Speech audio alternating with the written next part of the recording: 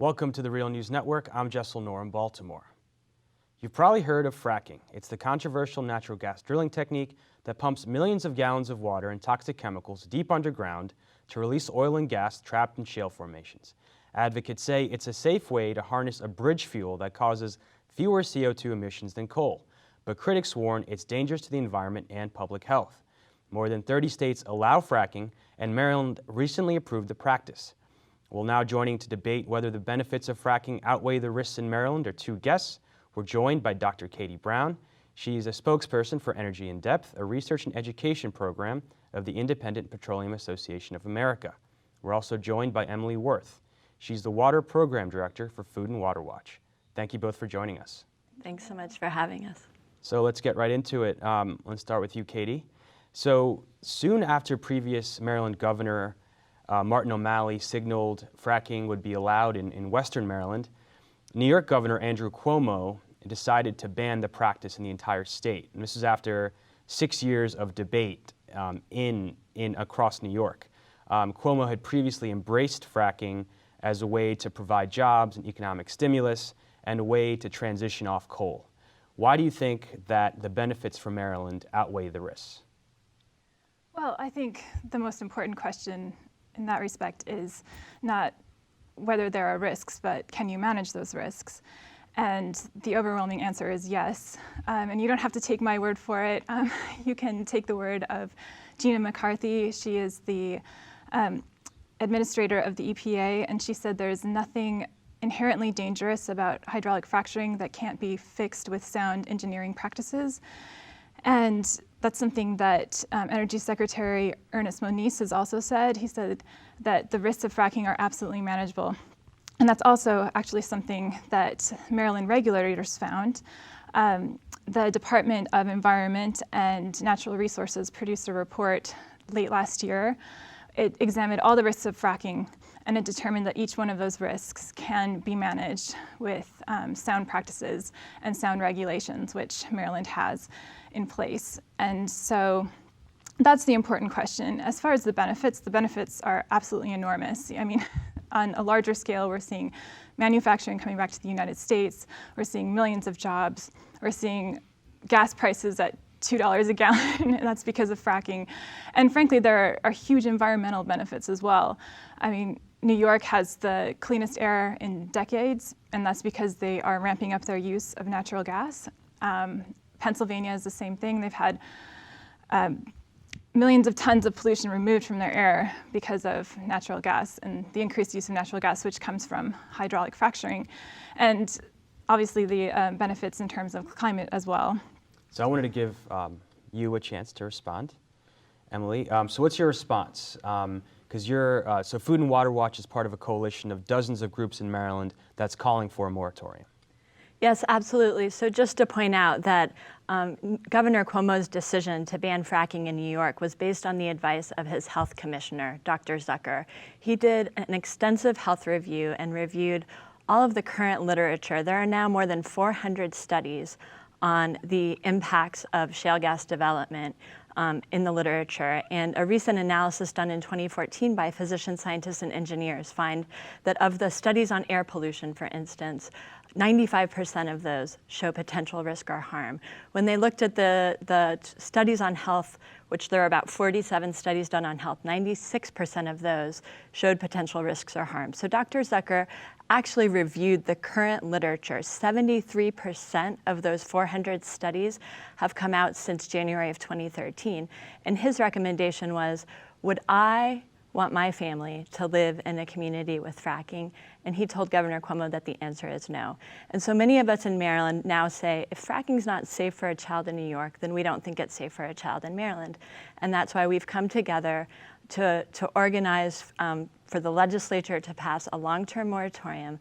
This moratorium would give time for the full long-term and cumulative health effects of drilling and fracking to come out. We still don't understand. What we know right now is that the literature is showing air pollution, water contamination, and public health risks. What we don't understand are what the long-term cumulative health effects are on fracking. And so we're saying, why would we subject Marylanders to an uncontrolled public health experiment without understanding what the long-term risks are? So Governor Cuomo and the state of New York is fully informed on the literature. I'd like to point out that Governor O'Malley's regulations, the best management practices report that his regulations were based on, was actually completed in 2013 in the early part of that year. So it does not reflect all of the new peer-reviewed studies that have come out. In 2014 alone, there were 154 peer-reviewed studies that came out on the impacts of shale gas development, many of which found serious concerns.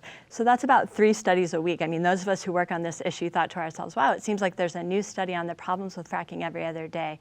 And in fact, that was the case. And so unfortunately, I want to get Katie's response to that point. So if you do a Google search on fracking, just like Emily said, you see, numerous reports coming out in the past few years warning of public health risks and environmental risks. Do you agree, as what Governor Cuomo said? He cited a lack of enough scientific data to say this is safe. Do you agree with that? Well, I think you also have to look at the broader picture and look at what other states have determined as well. I mean, if you look at what's happening in California, for instance, they've looked at the science and they've determined that the risks of fracking are manageable. That's coming from Governor Brown. He is a staunch environmentalist. He believes climate change is a top priority. And he's the one that said that anti-fracking activists don't know what they're talking about. Then you look at Colorado.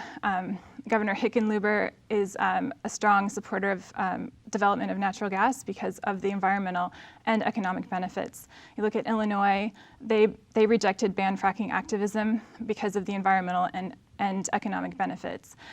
And one thing to point out about that study in New York, when Commissioner Zucker held up that report and said, this is peer-reviewed research, this is bona fide peer-reviewed research. That study that he was holding up was a study by a group called Global Community Monitor and a group also called this Center for Environmental Health. These are both aggressive anti-fracking groups, and that specific report was also peer-reviewed by the co-founder of New Yorkers Against Fracking. So, and I also read the report, and a lot of these studies are linked to anti-fracking activists as well. And these are, each time it was mentioned, each time one of these studies was mentioned, the researchers say, actually, this study doesn't have any scientific link to show that there are health problems associated with fracking. Meanwhile, this is something that regulators have been concerned about. And so that is why regulators in Colorado and in Texas and in Pennsylvania have installed air monitors around well sites. And they found that there are no measurements that are above thresholds that are hurting public health in any way. So let me get Emily's response to that. Do you agree with the statement of Katie Brown, saying that overall, because New York may have banned fracking, but there are dozens of states where it is being used right now?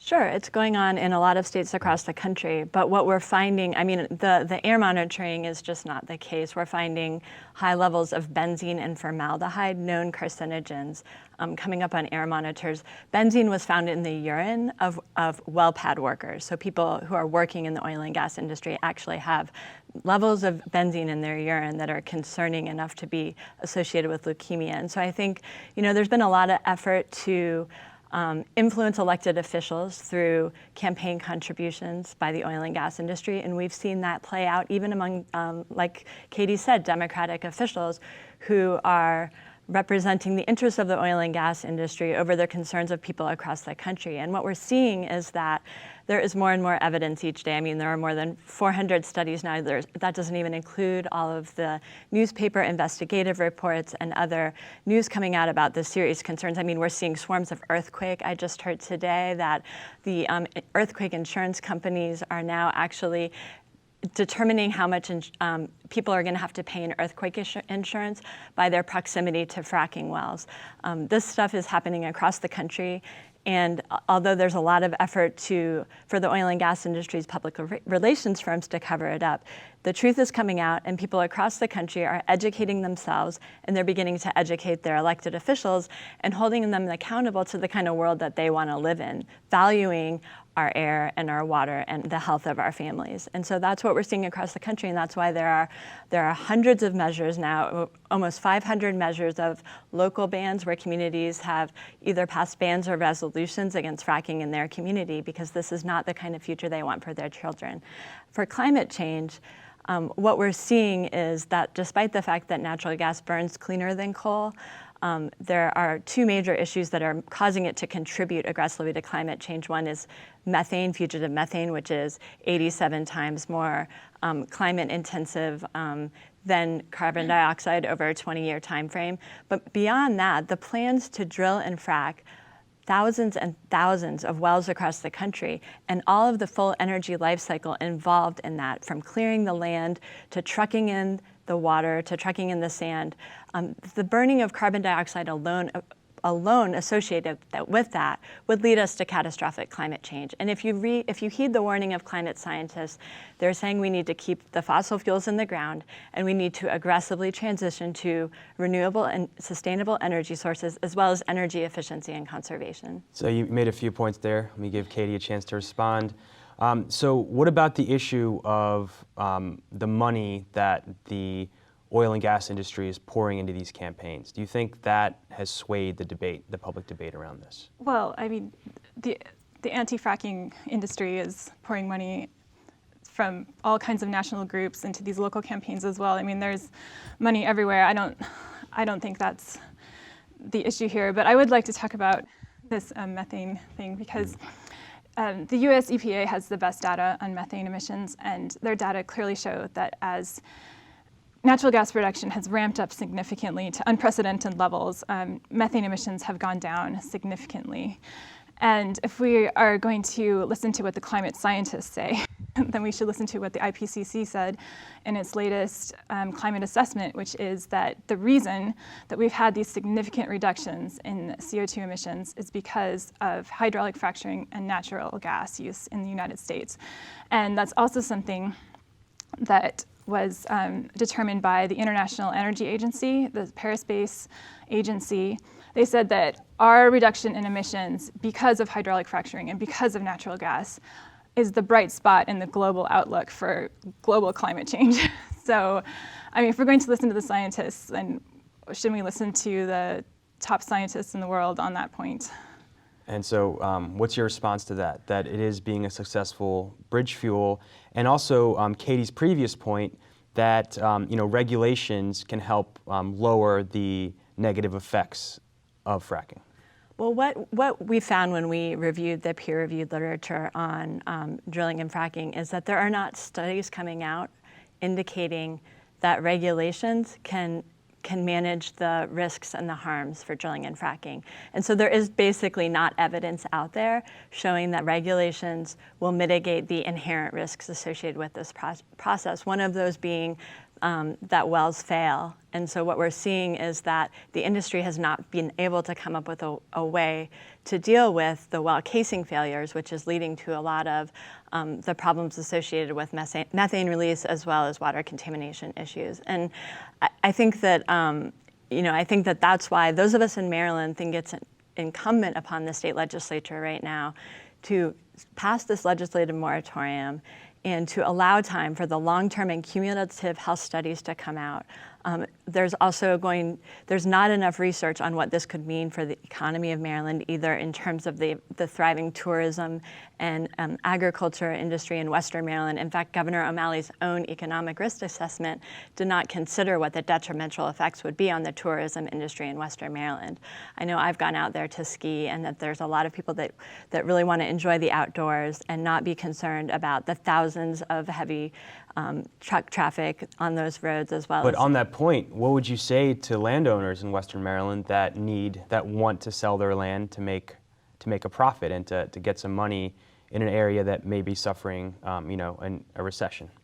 Well, I would say that you should look to other states who are not seeing the kind of jobs that were promised by the industry, and instead are seeing a lot of roads that need to be repaired, a lot of strain on social services from everything from increased medical servicing needs to other social services for basic things like we're seeing an increase in drug use and bar fights and other things that really affect the social structure of rural communities. And so I think, I've driven through areas of Pennsylvania that were supposed to have benefited from this industry so much, and you still see that it looks like a lot of other parts of rural America. And so what Governor Cuomo has done in New York is he's made a commitment to invest $20 million in the southern part of the state for green energy job promotion. And that's what we'd like to see in Maryland. We'd like to see Maryland follow the lead of New York and become a green energy and a sustainable energy leader.